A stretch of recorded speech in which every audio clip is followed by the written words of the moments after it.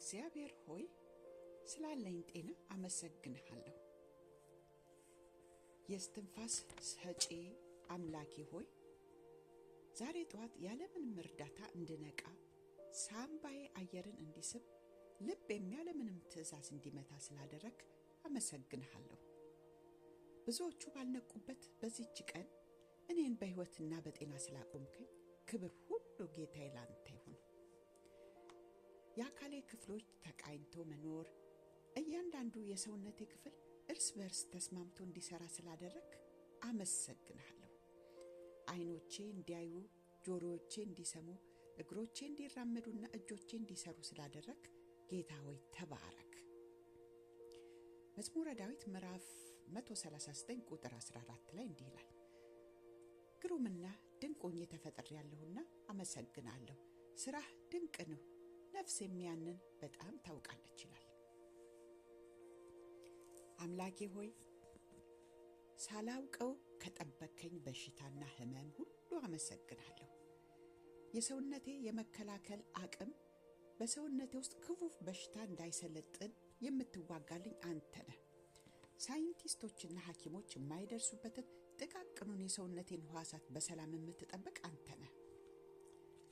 ከጭንቀትና ከሐዘን የምትጠብቀኝ ለአካላዊ ጤናዬ ብቻ ሳይሆን ለአእምሮዬም ሰላምን ለነፍሴም እረፍትን ስለምትሰጠኝ አመሰግናለሁ።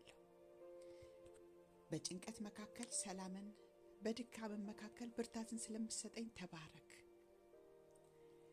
የዕለት እንጀራን ስለሰጠኝ የምበላው ምግብ ለሰውነቴ ጥንካሬ እንዲሆን የምጠጣው ውሃ ለሕይወቴ ጤና እንዲሆን ስላደረክ አመሰግናለሁ። በህመም አልጋ ላይ ላሉትም ፈውስን ስለምትሰጥ ለኔም ጤናን አትረፍርፈ ስለሰጠኝ ክብር ሁሉ ላንተ ይሁን። ጌታ ሆይ ቀሪው ዘመኔ በጤናና በብርታት እንዲሆን ቃልህን አምናለሁ። የፈውስ አምላክ አንተ ፈዋሽ እግዚአብሔር እኔ ነኝ። ዘጸአት ምዕራፍ 15 ቁጥር 26 ላይ ያልከው አምላክ ነህ። ጤናዬን እንደ ንስር ስለምታድሰው፣ ጉልበቴን ስለምታበረታው፣ አእምሮዬን በቃልህ ስለምታድሰው ትልቅ ነህ። ተባረክ። ለወደፊቱ መታመን ዛሬ ባለኝ ጤና ብቻ ሳይሆን ወደፊትም በስተርጅና እንኳን ፍሬያማና ለምለም እንደሆን ስለምታደርገኝ አመሰግናለሁ አባባ። ቤተሰቦቼንና ወዳጆቼን በጤና ስለምትጠብቅልኝ ስምህ የተባረከ ይሁን። ጌታዬ ሆይ ይህ ጤና አንተን እንዳገለግልበት ለሰዎችም መልካምን እንዳደርግበትና ስምህን እንዳከብርበት እርዳኝ። የጤናዬ ምንጭ የሕይወቴ መሠረት አንተ ነህ።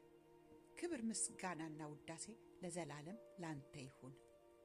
አሜን።